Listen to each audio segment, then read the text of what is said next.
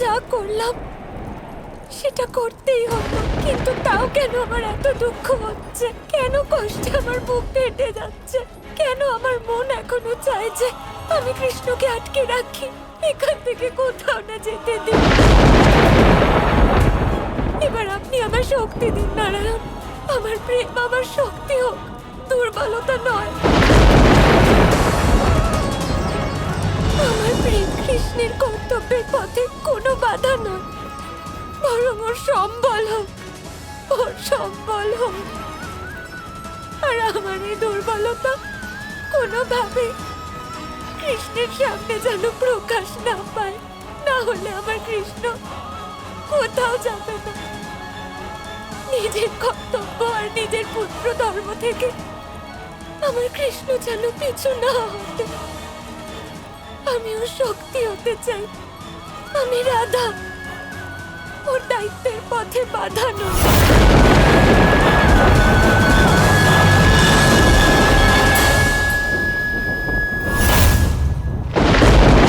আমায় শক্তি দিন নারায়ণ। যে তিনটে শেষ কথা আমি কৃষ্ণকে দিয়েছি, যে আমি নিজে ওর কপালে তিলক এঁকে দেব, আমার সখীদের সাথে মিলে ওকে ভালোবেসে বিদায় জানাবো, ওর সাথে রং খেলবো, এই তিনটে কথা যেন আমি সঠিকভাবে পূরণ করতে পারি।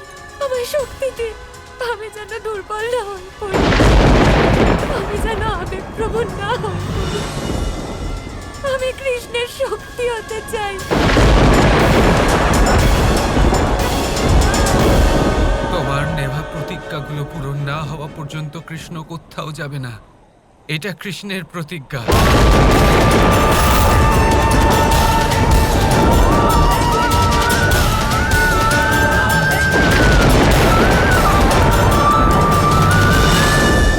महादेव धनुष्टं कवच नमामि स्वाहा तपोत महादेव भूदन्यं धनुश्चक्र प्रचोदन्यं स्वाहा।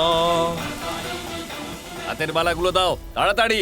না, এটা আমার মায়ের আভূষণ, এটা না। সমস্ত গয়না দিয়ে দাও তাড়াতাড়ি।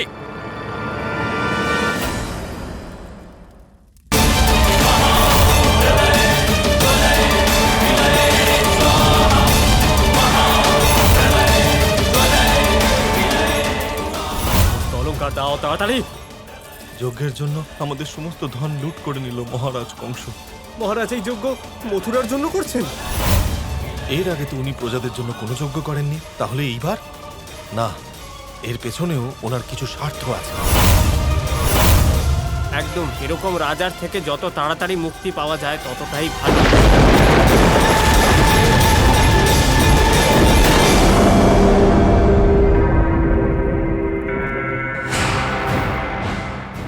মহারাজ, এবার গ্রামবাসীদের আহুতি করার সময়, আপনি শেষ আহুতির সময় আসবেন।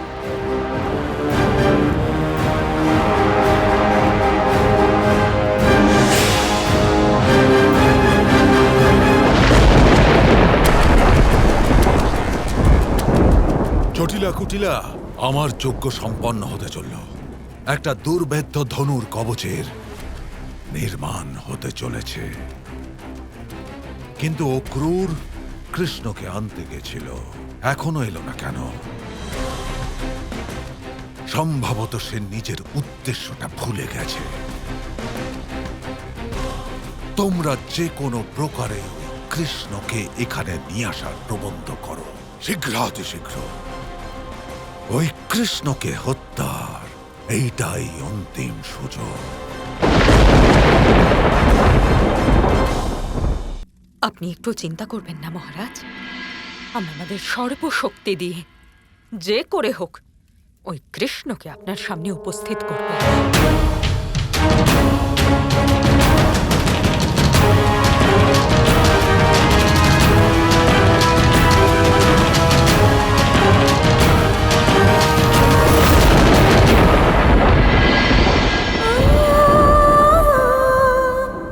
মা, আপনি কাঁদবেন না। আমি আপনাকে বললাম তো, আমি যেখানেই যাই না কেন যশোদানন্দন হয়েই থাকব।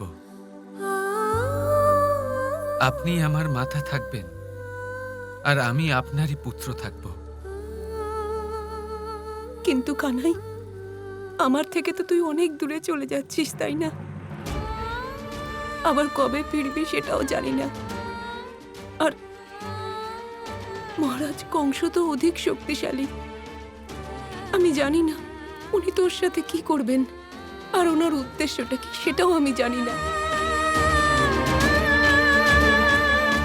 কংসের উদ্দেশ্য যাই হোক না কেন, তা পূরণ হবে না।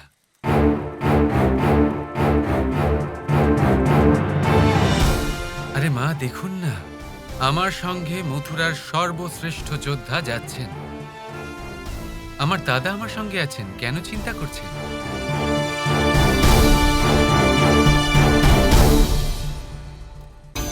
মহারাজ কংসকে বলে তো এলাম যে কৃষ্ণকে পাঠানোর জন্য সব রকম চেষ্টা করব, কিন্তু বুঝতে পারছি না যে আমার কি করা উচিত। ধরে নাও কৃষ্ণ এখান থেকে চলেও গেল, কিন্তু এটা কিভাবে সুনিশ্চিত করব যে ও যেন মথুরাতেই যায়? কিভাবে? আমার কাছে একটা সমাধান আছে মা। আমাদের পুরো বর্ষনাতে এই কথাটা ছড়িয়ে দিতে হবে। যখন পুরো গ্রাম জানতে পারবে যে কৃষ্ণ মথুরায় যাচ্ছে, তখন কৃষ্ণকে রাজি হতেই হবে। আর তারপর সে চাক বা না চাক, কৃষ্ণকে মথুরা যেতেই হবে, নয়তো ওর বাবা মা অপমানিত হবে যে।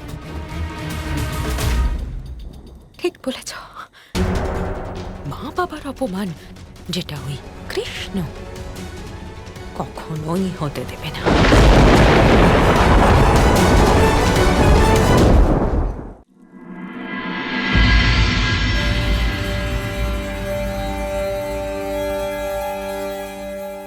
কানাই, আমরা তো এখানে আমাদের দুজনের জিনিসপত্রের শুধু দুটোই পোটলা রেখেছিলাম। এই 10-12টা ওগুলো পোটলা আমি রেখেছি। আমার কানাইয়ের সব পছন্দের জিনিস আছে ওতে। তোর আচার ভালো লাগে তো, সেটারও একটা পোটলা আছে। তুই মিষ্টি ভালোবাসিস তো, সেটাও রেখেছি। আর তুই যা যা ভালোবাসিস আমি সব এই পোটলাগুলোতে দিয়ে রেখেছি। আমি তোর সাথে যেতে না পারলেও কি হয়েছে, আমার ভালোবাসা তো তোর সাথে সর্বদাই থাকবে।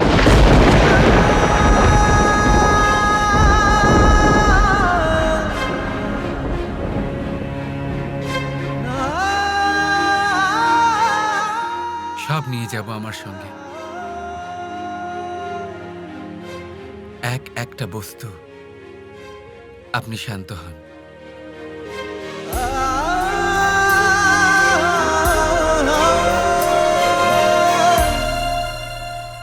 বলো কানাই, এবার আমরা যাব কখন?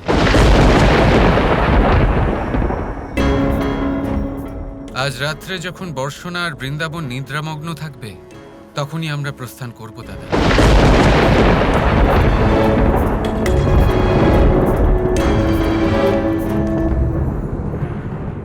আমি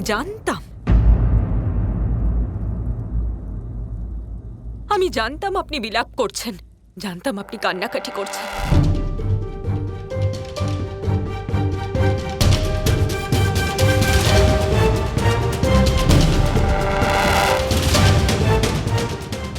সম্পূর্ণ গ্রাম জেনে গেছে যে মহামন্ত্রী অক্রুর মশাই এখানে এসেছেন কৃষ্ণ আর বলরামকে নিয়ে যাওয়ার জন্য। আমি তো তাই দৌড়ে এলাম এখানে।